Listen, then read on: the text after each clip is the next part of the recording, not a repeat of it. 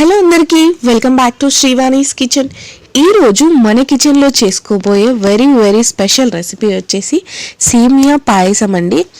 ఈ వీడియో నాకైతే చాలా స్పెషల్, ఎందుకంటే మన శ్రీవాణీస్ కిచెన్ ఇప్పుడు 1K ఫ్యామిలీ అయిపోయిందండి.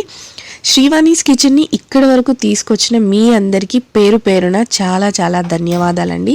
ఇక ముందు కూడా మీ సపోర్ట్ ఇలానే ఉండాలని నేను మనస్ఫూర్తిగా కోరుకుంటున్నాను.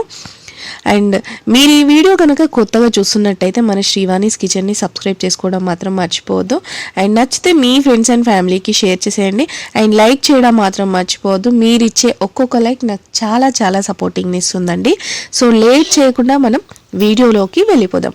ఒక కడాయి తీసేసుకొని అందులోకి ఒక 2 స్పూన్ల నెయ్యి వేసేసుకోండి. మీ దగ్గర ఏం డ్రై ఫ్రూట్స్ ఉంటే ఏం అవైలబుల్ ఉంటే అవి యాడ్ చేసుకోండి. లైట్గా ఇలా ఫ్రై చేసేసుకోండి. నాకు 1K ఫ్యామిలీ అయ్యాక నాకు చాలా హోప్ వచ్చిందండి. నిజంగా దానంతటికి మీరే కారణం. చాలా థ్యాంక్స్ చెప్తున్నా మీ అందరికీ. అండ్ ఇలా వేగాక మనం సేమియాని బామినో ఉంటుంది కదా, దాన్ని ఇందులోకి యాడ్ చేసుకుందాం. యాక్చువల్గా నేను ఇక్కడ రోస్టెడ్ది తీసుకున్నాను. మీరు రోస్టెడ్ కాకుంటే సిమ్లో పెట్టుకొని ఒక 10 మినిట్స్ పాటు కరెక్ట్గా ఈ కలర్ వచ్చేంత వరకు మంచిగా ఫ్రై చేసుకోండి.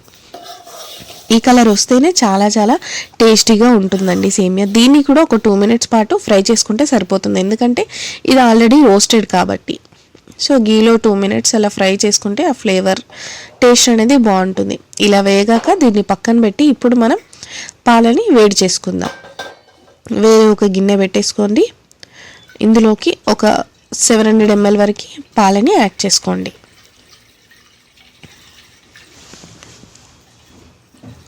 అండ్ పాలు కొద్దిగా ఎక్కువగానే తీసుకోవాలండి, ఎందుకంటే పాయసం అనేది తొందరగా దగ్గర పడిపోతుంది కాబట్టి.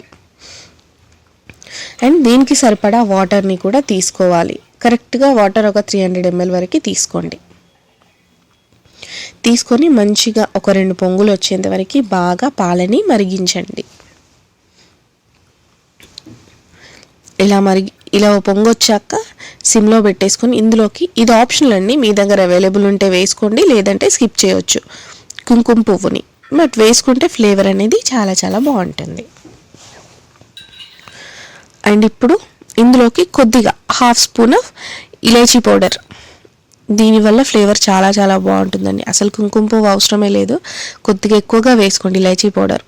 అండ్ మీ స్వీట్నెస్ని బట్టి షుగర్ని యాడ్ చేసుకోండి. అండ్ ఈ షుగర్ కంప్లీట్గా మెల్ట్ అయ్యేంత వరకు బాగా మిక్స్ చేయండి, బాగా మరిగించండి పాలని.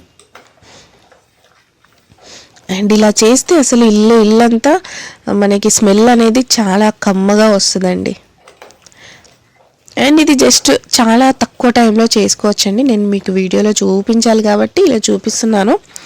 మీరు ఇక్కడ సేమియా వేయించుకుంటూ పక్కన స్టవ్ మీద పాలను వేడి చేసుకొని ఇవన్నీ మనం ఇంగ్రీడియంట్స్ వేసాక డైరెక్ట్ మనం సేమియా వేయించుకున్నాం కదా ఆ కడాయిలోకి వేసుకుంటే సరిపోతుంది. అది ఉడికేంత వరకు ఇంకా ఉడికితే ఇంకా మనకి పాయసం రెడీ అయిపోయినట్టే. సో ఇప్పుడు ఈ కడాయిని స్టవ్ మీద పెట్టేసుకొని మనం ప్రిపేర్ చేసి పెట్టుకున్న పాలని ఇందులోకి యాడ్ చేసుకుందాం. సో దీన్ని మంచిగా సేమియా ఉడికేంత వరకు మంచిగా కుక్ చేసుకోండి. అండ్ ముందుగా మంచిగా కలుపుకోండి. సేమియా అనేది ఇలా ఉండలు కడుతుంది కాబట్టి దాన్ని అంతా విడగొట్టేంత వరకు మంచిగా కలిపేసుకోండి.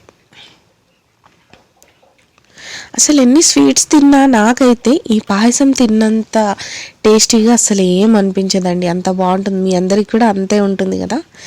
మీకు నచ్చినట్టయితే ఖచ్చితంగా కామెంట్ సెక్షన్లో కామెంట్ చేసేయండి. ఇలా మంచిగా సేమియాని ఉండలు కట్టకుండా మంచిగా కలిపేసుకోండి.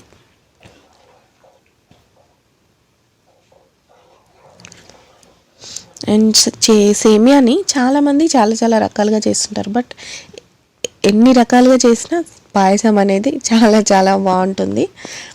అండ్ ఫైనల్గా కొద్దిగా వాటర్ వేసుకోండి. ఇది ఒక 2 to 3 hours పాటు మనకి పాయసం అనేది గట్టి పడకుండా ఉండడానికి హెల్ప్ అవుతుంది. అండ్ లేదా మీరు పాలు మరుగుతుంటే కొన్ని పాలను తీసి పక్కన పెట్టుకొని లాస్ట్ దింపేటప్పుడు వేసుకున్నా కూడా మనకి పాయసం అనేది ఎక్కువసేపు ఉంటుంది. లైక్ ఉండలు కట్టకుండా, గట్టిగా అవ్వకుండా. అండ్ మంచిగా బాయిల్ చేసేసుకోండి.